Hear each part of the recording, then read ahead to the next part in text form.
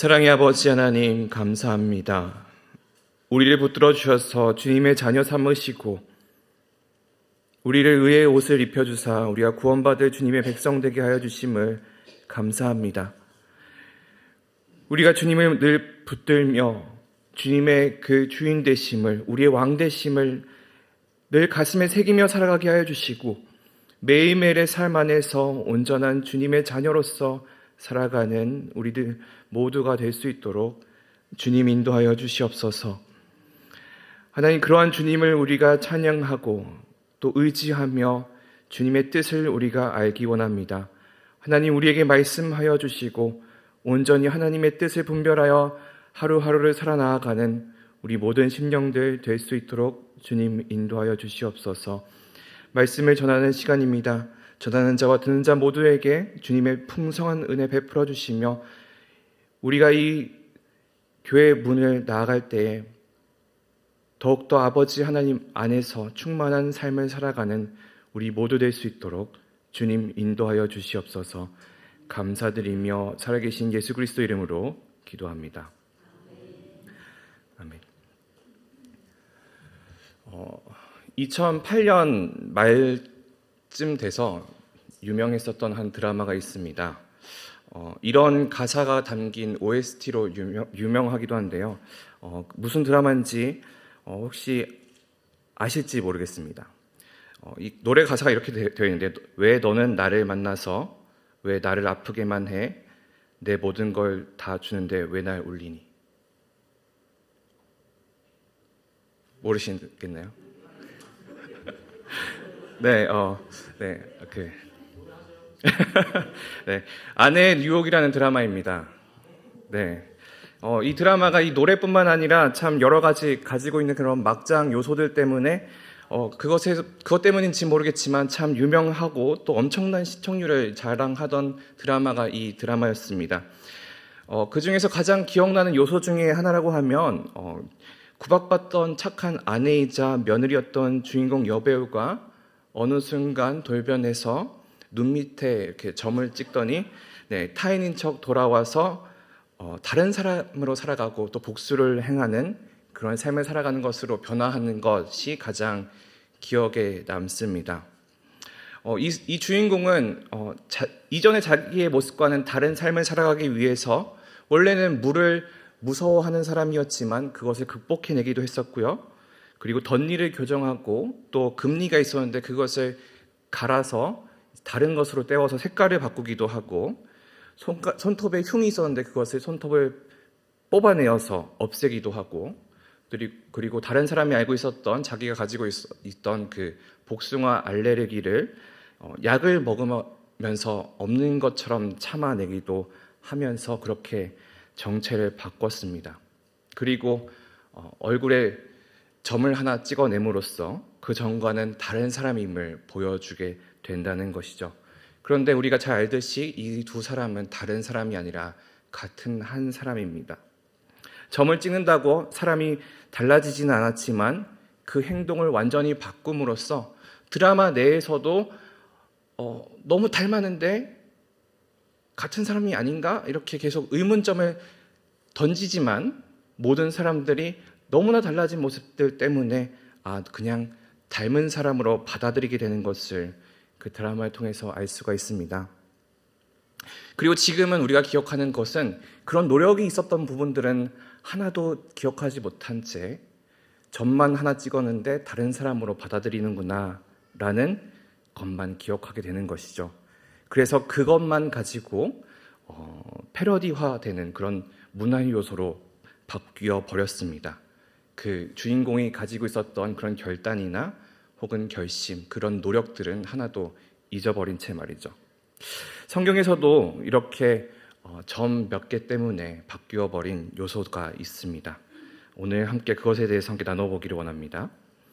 오늘의 본문은 여호수아서 6장 그 이스라엘 공성에 이스라엘이 여리고성을 공성하기 위한 7번째 날입니다. 그 날은 어떠한 날인지 우리가 지난 시간에서도 함께 나누었었는데 그 6일 전에 하나님의 명령이 있었습니다. 그 명령은 무엇이었나요? 여호수아 6장 3절에서 5절까지 나와 있는데 이렇게 되어 있죠. 너희 모든 군사는 그 성을 둘러 성 주위를 매일 한 번씩 돌되 엿새 동안에 그리하라. 제사장 7은 7 양각 나팔을 잡고 언약궤 앞에서 나아갈 것이요 7째 날에는 그 성을 7번 돌며 그 제사장들은 나팔을 불 것이며 제사장들이 양각 나팔을 길게 불어 그 나팔 소리가 너희에게 들릴 때에는 백성들은 다 큰 소리로 외쳐 부를 것이라. 그리하면 그 성벽이 무너져 내리니 백성들은 각기 앞으로 올라갈지니라 하시매. 하나님께서는 이 앞으로의 7일간 어떤 일이 일어나야 하는지, 어떤 것을 해야 되는지에 대해서 여호수아를 통해 말씀을 하셨습니다. 그리고 그 결과가 어떻게 될 것인지에 대해서 또 함께 이야기를 하셨죠. 그리고 이 하나님의 말씀을 들었던 여호수아는 이렇게 명령합니다.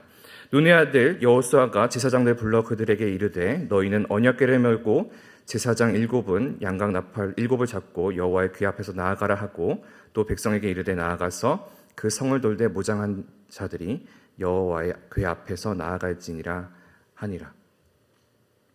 하나님이 이야기하신 것이 있고 거기에 이제 여호수아는 제사장들과 그리고 백성들에게 따로 어떻게 해야 되는지에 대해서 이야기를 하게 됩니다. 하나님께서는 여호와의 궤를 앞에 두고 백성들이 따라가게 이야기를 했으며 여호수아는 거기에 더해서 이제 장수들이 어디에 서 있어야 되는지에 대해서 함께 이야기를 했었습니다. 그리고 여호수아가 추가적으로 했었던 명령이 있습니다. 6장 10절 말씀인데요. 여호수아가 백성에게 명령하여 이르되 너희는 외치지 말며 너희 음성을 들리게 하지 말며 너희 입에서 아무 말도 내지 말라. 그리하다가 내가 너희에게 명령하여 외치라 하는 날에 외칠지니라 하고. 하나님의 궤가 백성들 앞에 있었습니다. 이것은 계속 말씀드렸지만 하나님이 이 이스라엘 백성들보다 먼저 앞서서 일하신다라는 의미라고 말씀드렸죠. 요단을 건너는 이스라엘 앞에 하나님의 궤가 있었고요. 그리고 요단을 건너고 여리고 성을 공격하기 이전에 여호와의 군대 장관이 먼저 앞서 있었습니다. 그리고 이제 여리고를 도는 동안에 이번에도 이스라엘 앞에 여호와의 궤가 서게 됩니다. 앞서 하나님이 행하시고 갈라진 요단강을 건넜습니다. 정복해야 할 여리고를 눈앞에 두고 이스라엘 백성들은 유월절을 지켰고요. 그리고 남자들은 모두 할례를 받았습니다. 출애굽 정신을 다시금 일깨우고 우리가 여호와의 백성임을 몸에 새겼던 이스라엘 백성들입니다. 이들은 완전한 이스라엘 백성, 출애굽의 그 기적을 베푸신 여호와 하나님으로서의 정체성을 바로 깨닫고 이제 그들이 기다리는 것은 무엇입니까? 하나님이 이스라엘을 위해서 일을 하시는 것입니다. 시간이 지나고 이제 앞선 6일 동안 그들은 여리고 성의 앞에서 한 바퀴씩 돌게 되었습니다. 그리고 이제 7째 날이 되었죠. 하나님의 그 약속의 날이 된 것입니다. 앞에 날들과는 다른 명령이 하나 있었죠. 그것은 그 여리고 성을 7번 도는 것이었습니다.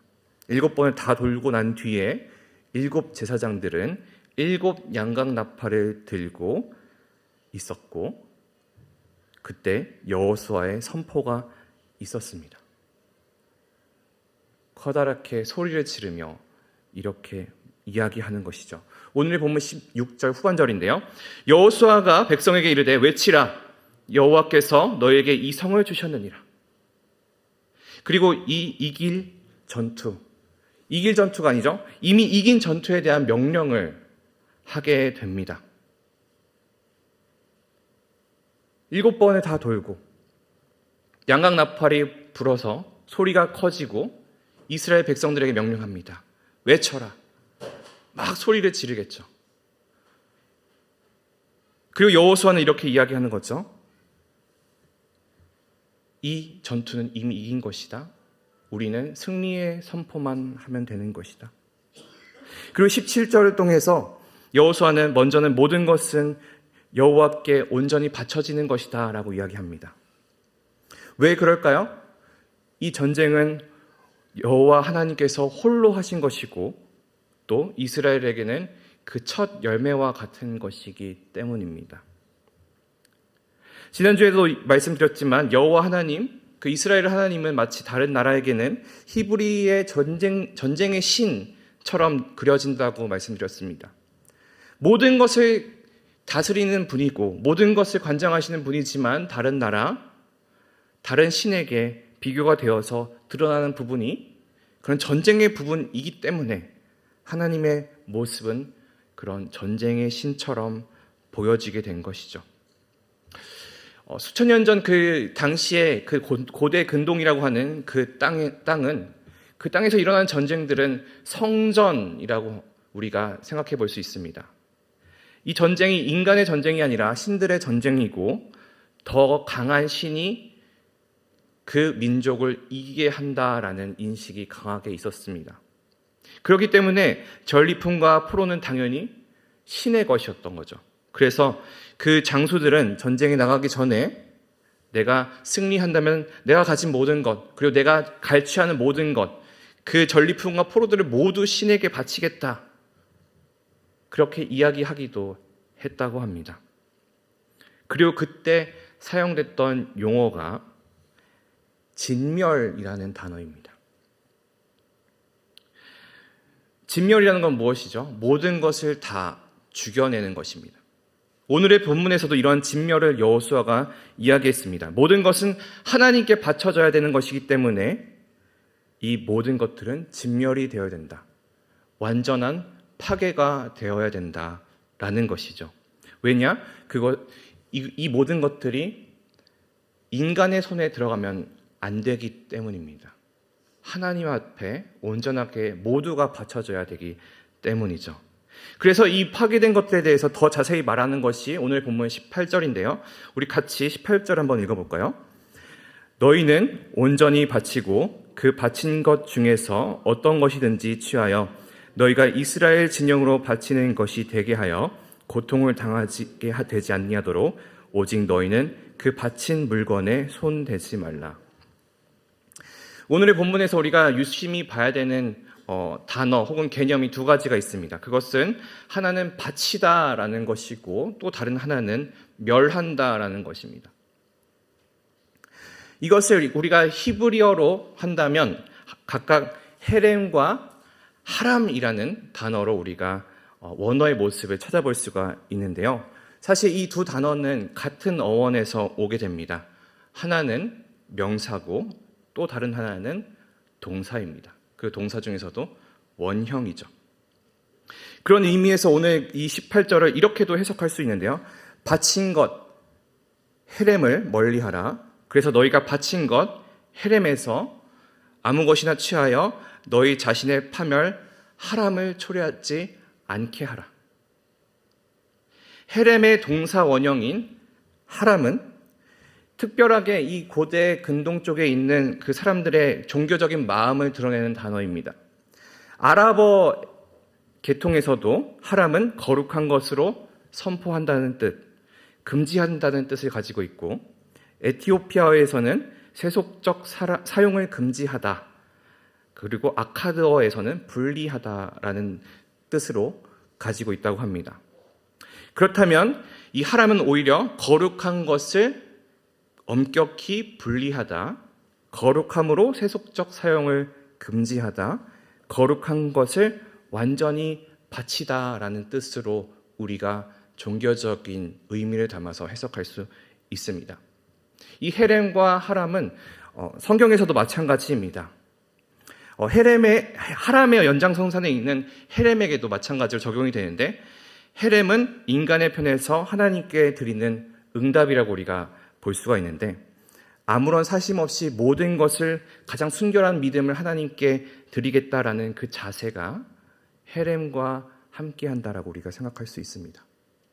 그런데 우리가 이 교회를 다니면서 헤렘이라는 단어를 많이 접하게 되는데 안타깝게도 이 헤렘이 나타나는 그 단어의 위치와 상황이 우리가 가지고 있는 그리고 다른 사람이 오해하고 있는 옛날부터 이 고대 근동에 있었던 사람들이 하나님에 대해서 오해를 하고 있는 이 전쟁 신의 사륙이라는 모습으로서 우리가 이해하게 되는 것이죠. 왜냐? 이 헤렘이라는 것이 진멸과 같은 의미로 우리가 해석하기 때문입니다. 그렇기 때문에 우리가 오늘 이 진멸로 해석되는 헤렘의 의미를 바로 이해하면서 전쟁의 신이 아니라 우리가 믿는 그 하나님의 분명한 뜻을 우리가 찾아낼 수 있으면 좋겠습니다.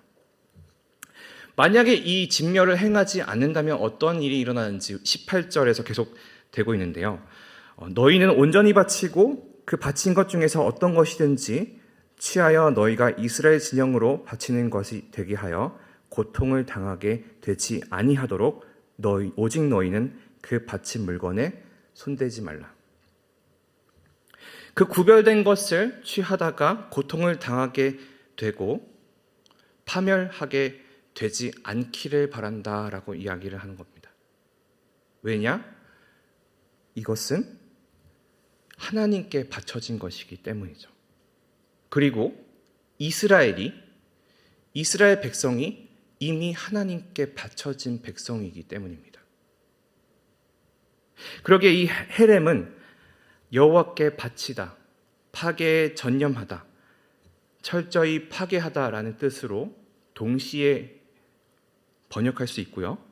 하람은 바쳐진 것들 혹은 파괴라는 동사로 번역될 수 있습니다. 그래서 이 개념은 제물로 사람이나 물건을 거룩하게 구별해서 바치는 것, 혹은 전쟁에서 도시와 그 주민을 구별하여 파괴하거나 그 파괴를 실행하고 그 인구를 완전히 진멸시키는 것, 죽이는 것을 의미합니다. 두 가지가 동시에 가지고 있는 뜻인 것이죠. 결국에는 우리가 하나님 앞에 구별된다라고 보았을 때에 그것은 성결이라는 개념과 비슷한 연관성을 우리가 가지고 있다 볼 수 있는데요. 그래서 여호수아 7장 13절은 이렇게 나와 있습니다. 너는 일어나서 백성을 거룩하게 하여 이르기를 너희는 내 일을 위하여 스스로 거룩하게 하라. 거룩하게 하라. 이스라엘의 하나님 여호와의 말씀이 이스라엘아 너희 가운데 온전히 바친 물건이 있나니 너희가 그 온전히 바친 물건을 너희 가운데에서 제하기까지는 내 원소들 앞에 능히 맞서지 못하리라. 이스라엘은 스스로 거룩하게 해야 됐고 그 거룩하게 하는 것이 성결케 하는 일이며 그리고 그들에게서 바쳐진 것을 제거하는 일이었던 것입니다.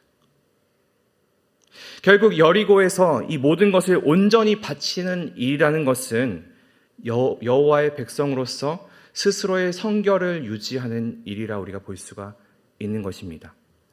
그렇다면 우리가 깨달을 수 있는 것은 이 전쟁은 하나님의 거룩한 전쟁이며 그리고 그들은 하나님의 구별된, 선별된 백성이라는 것이죠. 그리고 이 여리고성 자체가 하나님께 바쳐진 제물이다 라고 우리가 해석할 수 있습니다. 구별된 하나님의 백성과 하나님이 하시는 일과 하나님의 전쟁과 하나님의 전리품, 하나님께 바쳐진 제물, 이 모든 것이 담겨져 있는 것이 이 여리고성의 전투라는 것입니다. 이어진 명령은 기생 라합에 대한 것이었습니다. 여호수아 6장 17절에 후반절에 이렇게 되어 있습니다. 기생 라합과 그 집에 동거하는 자는 모두 살려주라. 이는 우리가 보낸 사자들을 그가 숨겨주었음이니라. 라합은 이미 이 여호수아와 이스라엘 백성들에게 약속을 받았었죠. 우리 여호수아 2장을 보면 알 수 있는데 그녀는 여리고성을 침범하려 정탐하려 왔던 그 정탐꾼들을 숨겨주고 그들이 여리고 왕이 보냈던 그 사람들의 눈을 피해서 안전하게 복귀할 수 있도록 숨겨주었고 그 방법을 알려주는 일을 하였습니다. 그리고 그녀는 정탐꾼들과 약속을 하였었죠. 여호수아서 2장 18절에서 21절에 보면 이렇게 되어 있습니다. 우리가 이 땅에 들어올 때에 우리를 달아내린 창문에 이 붉은 줄을 메고 내 부모와 형제와 내 아버지의 가족을 다 내 집에 모으라. 누구든지 내 집 문을 나가서 거리로 가면 그의 피가 그의 머리로 돌아갈 것이요 우리는 선물이 없으리라. 그러나 누구든지 너와 함께 집에 있는 자에게 손을 대면 그의 피는 우리의 머리로 돌아오려니와 내가 우리의 이 일을 누설하면 내가 우리에게 서약하게 한 맹세에 대하여 우리에게 허물이 없으리라 하니 라합이 이르되 너희 말대로 할 것이라 하고 그들을 보내어 가고 붉은 줄을 창문에 매니라. 정탐꾼도 라합도 정탐꾼을 보냈던 여호수아도 이 약속에 대해서 잊지 않고 있었습니다. 그리고 이 맹세했던 것처럼 그것을 누설하지 않고 서약을 지켜낸 것이었죠. 라합이 원했던 것은 무엇이었나요? 그들의 안전이었습니다. 부모와 남녀 형제와 그들에게 속한 모든 사람의 안전이었죠. 라합은 이미 알고 있었다고 이야기했습니다. 얼마나 하나님께서 위대한 일을 이스라엘 백성을 통해서 하고 계신지, 그리고 이 가나안 땅에 있는 사람들이 그것을 듣고 얼마나 두려워 떨고 있었는지 그 마음이 녹았다라고 이야기를 하고 있었죠. 왜 그럴까요? 이 이스라엘 백성들이 지금 가나안 땅을 향해서 오고 있기 때문이었습니다. 그리고 이 라합은 결국 하나님의 그 진멸에서 살아남을 수 있게 되었습니다. 오늘 보면 22절, 23절을 보면 이렇게 되어 있죠. 여호수아가 그 땅을 정탐한 두 사람에게 이르되 그 기생의 집에 들어가서 너희가 그 여인에게 맹세한 대로 그와 그에게 속한 모든 것을 이끌어내라 하매 정탐한 젊은이들이 들어가서 라합과 그의 부모와 그의 형제와 그에게 속한 모든 것을 이끌어내고 또 그의 친족도 다 이끌어내어 그들을 이스라엘 진영 밖에 두고, 라합이 했었던 그 행동을 통해서 진멸하시는 하나님 그 능력 안에서 구별되어 살아남을 수 있었습니다. 이스라엘 백성과 정탐꾼들과 여호수아가 했었던 그 약속이 지켜지는 것을 라합은 체험할 수 있게 되었죠. 만약에 그 가족들이 그 여리고 성에 다른 사람들과 마찬가지로 있었다면 그들은 모두 죽은 목숨이었을 것입니다. 왜냐? 하나님이 이 모든 사람들을 진멸하라고 말씀하셨기 때문이죠. 자, 다시 돌아와서 이스라엘 백성들이 7번 돌기를 마치고 제사장들이 나팔을 불었습니다. 그리고 그때 여호수아는 백성들에게 무엇을 해야 될지를 명령하게 되었죠. 20절과 21절이 그 지시사항입니다. 이에 백성은 외치고 제사장들은 나팔을 불매 백성이 나팔 소리를 들을 때 크게 소리질러 외치니 성벽이 무너져 내린지라.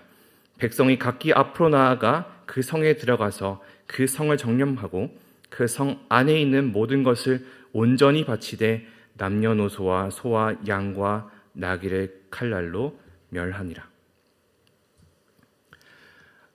아까 같이 말씀드렸던 히브리어 단어가 있습니다. 하람과 헤렘이라는 단어죠.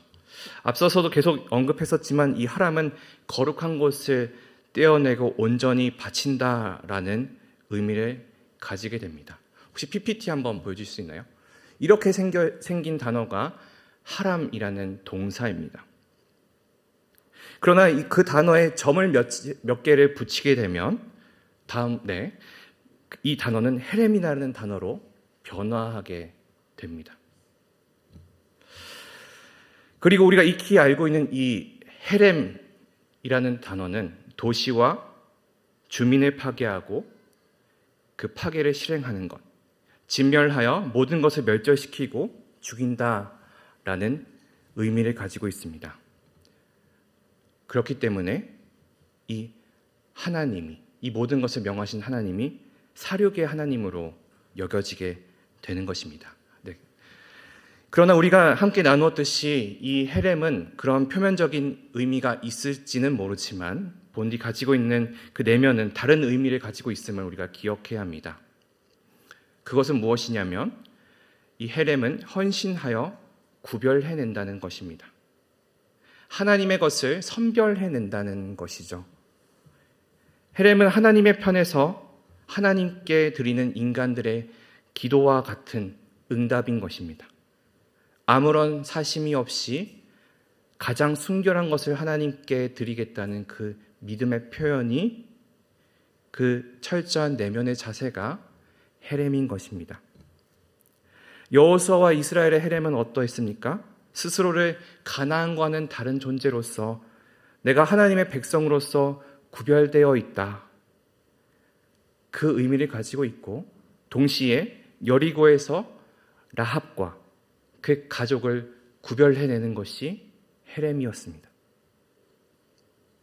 말씀을 맺기 원합니다.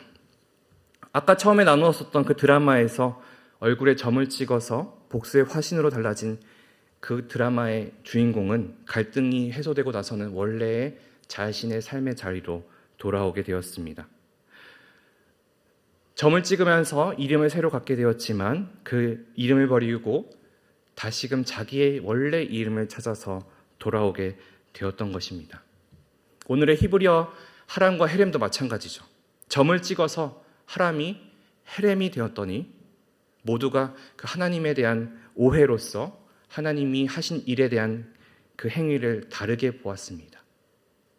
모든 것을 진멸해내는 그런 하나님으로 보았었지만 사실은 여호와의 것을 그리고 여호와의 백성의 것을 구별해내는 일이었던 것이죠. 거룩한 것을 떼어놓고 온전히 바친다.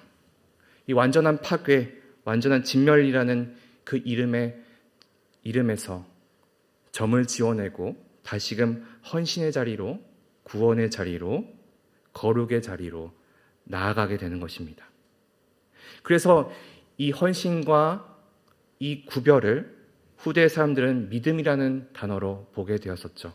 히브리서 11장 30절 말씀인데요. 믿음으로 7일 동안 여리고를 도니 성이 무너졌으며 믿음으로 기생 라합은 정탐꾼을 편안히 영접하였으므로 순종하지 아니한 자와 함께 멸망하지 아니하였도다. 구별되지 아니한 사람들에게는 그들에게는 멸망만이 주어졌을 뿐입니다. 우리도 고민하고 결정해야 됩니다. 멸망의 헤렘이 될 것인지 헌신과 구별의 하람이 될 것인지 말이죠. 단어에 점을 찍으면서 후대 사람들이 그 단어의 의미를 다르게 받아들였던 것처럼 사실은 아주 사소한 그 점과 같은 것들 때문에 우리가 신앙에서 벗어나서 너무나 다른 삶을 살아가게 되는 경우가 많음을 우리가 보게 됩니다. 그리고 그 점들이 아주 사소한 점들이 우리를 멸망으로 이끌어 나아가게 된다는 그 사실도 우리가 삶을 살아가면서 또 내 옆에 있던 다른 그리스도인들을 보면서 그리스도인들이었던 사람들을 보면서 우리가 깨닫게 되는 것이죠. 우리의 삶에 그런 점들이 너무나 많음을 우리가 알고 있습니다. 무엇이 우리를 주님의 그 길 앞에서 구별되지 못하게 하는지를 분별해내고 온전히 아버지 하나님을 바라보며 우리가 하나님을 바라보는 것을 막아내는 그 점들을 하나씩 지원해 나아가기를 소망합니다. 그럼을 통해서 세상과는 구별된 모습으로 다른 모습으로 살아가는 거룩한 주님의 자녀가 되는 그 진멸에서 헌신으로 변화되는 삶을 우리가 살아가기를 소망합니다. 기도하시겠습니다. 살아계신 아버지 하나님 감사합니다. 여호수아의 그 진멸이 우리는 그저 사람을 죽여내고 살육하는 것으로 기억될지 모르지만 하나님이 이스라엘 백성들에게 명하셨던 것은 하나님이 그들 안에 일하시고 그 열매를 취하시기를 원하시고 구별된 주님의 백성으로 우리가 살아가기를 원하신다는 사실을 함께 나누었습니다. 하나님, 우리가 주님을 온전히 바라보기에 방해되는 요소들이 너무나 많음을 주님께 고백합니다. 그것이 우리가 가지고 있는 환경일 때도 있고 내가 가지고 있는 마음일 때도 있고 여러 가지 모습일지 모르지만 우리의 삶 안에서 한 가지 지워내며 온전히 아버지 하나님 앞에 성결한 백성으로 살아나아갈 수 있도록 주님 인도하여 주시옵소서. 이스라엘 백성들이 내 앞에서 일하시는 아버지 하나님을 바라보았듯이 내 앞서 먼저 일하시는 아버지 하나님을 우리 삶 안에서 발견하게 하여 주시며 그 아버지 하나님을 위하여 우리가 정결케 되는 삶을 살아갈 수 있도록 거룩한 주님의 백성 되도록 인도하여 주시옵소서. 진멸에서 헌신으로 변화되는 삶을 살아가기를 원합니다. 주님, 우리의 마음을 이끌어 주시며 인도하여 주시옵소서. 감사드리며 살아계신 예수 그리스도 이름으로 기도합니다.